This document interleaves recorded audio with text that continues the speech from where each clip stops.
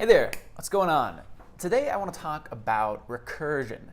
This is one of the trickiest concepts you're going to learn through HolaCode, and I want to kind of give you a few foundational concepts that you'll need to fully understand recursion. When someone tries to get recursion without understanding these fundamental concepts, it's very, very difficult. So I think this video is very important for you to watch. Maybe watch a couple times, maybe discuss with someone to make sure you understand these underlying concepts. Then, when you actually jump into recursion, it will be a lot simpler for you. So, I want to start off by talking about functions.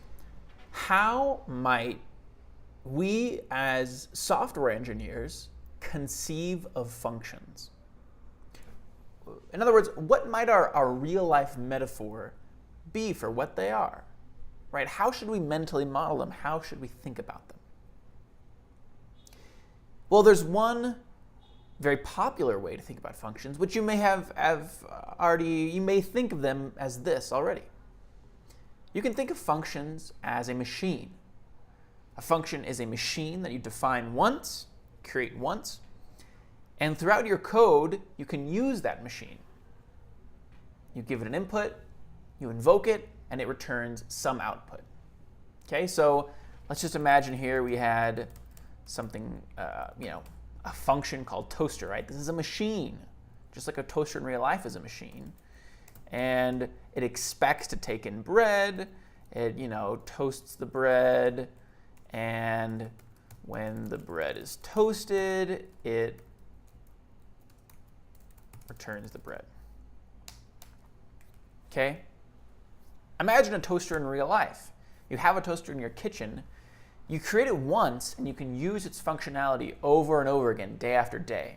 You don't have to create the toaster every time. All you do is you give it your input, right, which is your untoasted bread.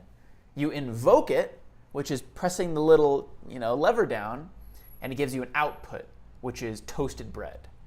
So if we were to invoke this, along the lines of that metaphor, here's the toaster. We give it our input, which is our bread, and actually, where am I going to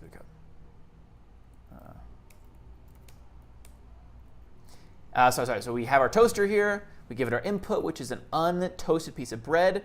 We invoke it by giving it the parentheses, which is the equivalent of pressing the go button on the toaster. And then this whole thing it returns toasted bread. I guess we can just call that toast, right? Now, again, this is a very useful way to think about functions. It's a machine you define once. It has the instructions inside it. You can use it anywhere, just like a toaster. Within a toaster is defined some sort of logic that knows how long to cook the bread for. It knows how to make the coils heat up. It knows to turn off the coils and launch up the bread when it's done. All that functionality is inside toaster. And once it's created once, you can reference it anywhere. Give it an input, gives you an output. Now, this is a really solid way to think about functions. And for a lot of software engineering, specifically in JavaScript, it's a workable metaphor. It's true enough. However, when we get to recursion, it's actually not quite true enough. There's a little more subtlety to what functions are and how they work.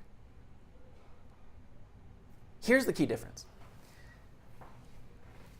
Functions, the function that you define here is not actually a machine.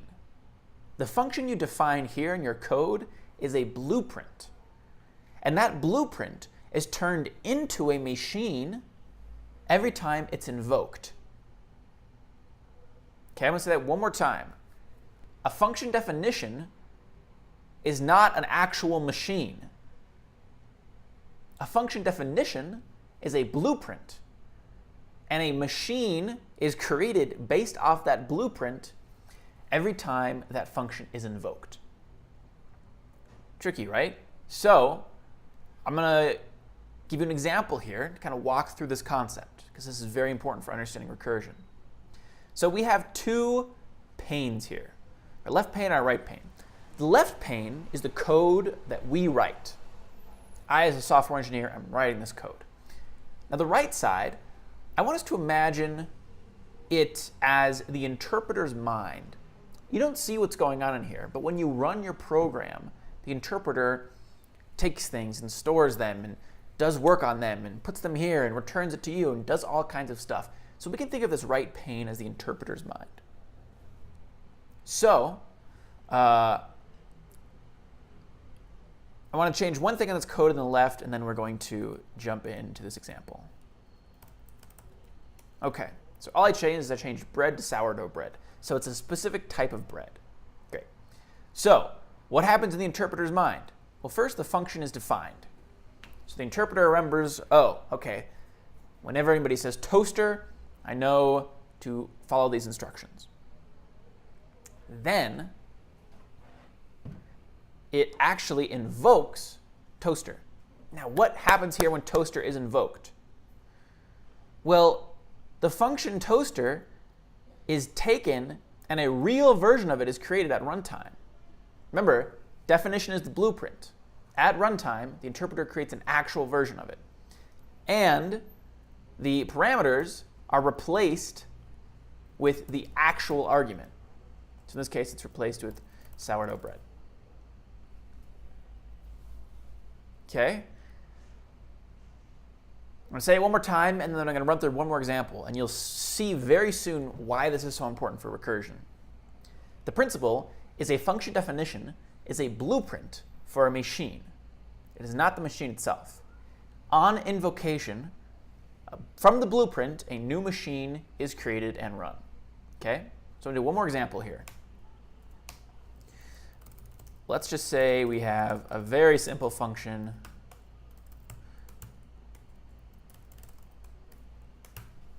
Function do nothing. It just returns. It doesn't even return anything. If we were to console log its invocation, it returns undefined, because that's the default if a function doesn't return anything. So what happens when I invoke this function?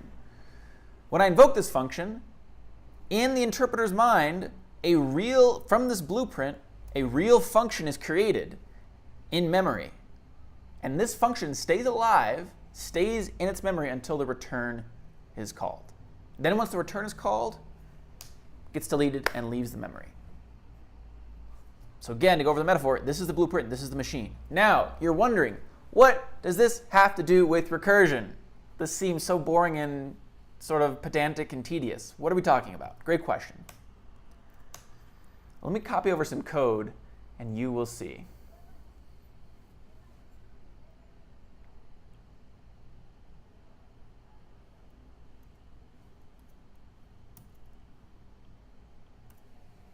OK. This is where it gets fun. We have a function called countdown. It takes a number as a parameter. There's an if statement that checks if the number is 0, we return. OK. Then we count down. And its argument is number minus 1. Then we return. OK, that's our function. Countdown is invoked with the number 3. So what happens here? What happens in the computer's memory? Well, again, we start from the top, and we say, oh, there's a function called countdown. I'll remember that for later. It's just a definition, so I don't need to do anything yet. OK? Then the interpreter jumps down to the invocation of countdown. It says, oh, countdown invoked. OK, what do I do with countdown invoked? Well, I take this blueprint, and in my memory, I create a real-life version, but the parameters are replaced with the actual arguments. Boom. Because we know that somehow the parameters of a function get replaced with the arguments. But how does that happen? Because the computer, the interpreter, takes your blueprint, takes your definition, and actually makes a real-life version of it, a real running version of it in its memory. OK, so now let's run through this function line by line. Function countdown, 3. If 3 equals 0. Does 3 equal 0? No. So what does this evaluate to? This evaluates to false. If false, we'll never run. OK, so we keep going. Countdown, 3 minus 1. This evaluates to 2. Now here's my question. if this right side of the screen up here, if this is the interpreter's mind, what should happen? What should we see when this line of code runs?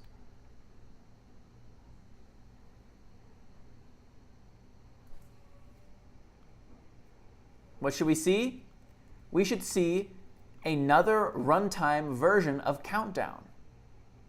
But this time, instead of 3 as the number is 2, because we're invoking it with 2 here. So now there are 2 countdowns running. Now, is this a little bit clearer about why this idea of a function definition being a blueprint is so important? Because from a blueprint, we create multiple execution contexts, is what they're called, multiple runtime instances. From one definition, we could have 50 instances of that function actually running at the same time. Okay? So again, we invoked countdown again. Before the return happens, we invoked countdown. So the return at line 4, it hasn't run yet, because the interpreter jumped to this new countdown. Okay, so now we're at this new countdown, right? If 2 equals 0, does 2 equal 0? That goes to false. If false, will never run. Countdown, 2 minus 1 evaluates to 1. Now it gets invoked again. So what happens? What happens here? Well, again, same thing, right? We create another runtime instance, another execution context of countdown. Get my big head out of the way. Okay, now what's number in this case? Now, number's 1. Does 1 equal 0? False. Countdown. 1 minus 1 equals 0. Okay, now it gets invoked again, so we create another runtime instance of countdown. Now what's the number in this case? Where was it invoked? 0. Does 0 equal 0? Yes. True. If true, runs. Okay. So now, this is the final step in understanding very, very basic recursion. This is the final step here, which is this is tricky. If you remember, our initial invocation of countdown is stuck right here. It can't progress because, remember, JavaScript is single-threaded. What that means is it reads things one at a time. It will go down a rabbit trail, but it can't read multiple things at once. It can't spread out its interpreters. There's one guy reading line by line. Okay? So our interpreter got to here and then jumped into this code. And then our interpreter got to here and jumped into this code. And then our interpreter got to here and jumped into this code. Now, what will happen? This is true. So what will happen when this return happens? It's going to go back up. On the function invocation right above it, we ran this, and whenever this function invocation returns, we can move on. Okay, so we return here. This whole thing gets deleted because it forgets about it. Once it returns, it forgets it was ever there. And then we say, okay, that didn't do anything. We can just forget about it. Now we're going to return. Okay, now where does this return go? Well, this return gets deleted, and now we say, well, okay, we did that. Nothing happened. Let's keep going. Now we return. Where does this return go? This return was invoked here. So we go up, and we say, okay, that didn't give us anything. We're going to keep moving, and we return one more time, so that gets deleted. So from one function definition and one invocation, we get, 4 runtime execution contexts, 4 runtime instances. That function existed in 4 different ways at runtime. Okay? That's key to understanding recursion. That's crucial, crucial, crucial.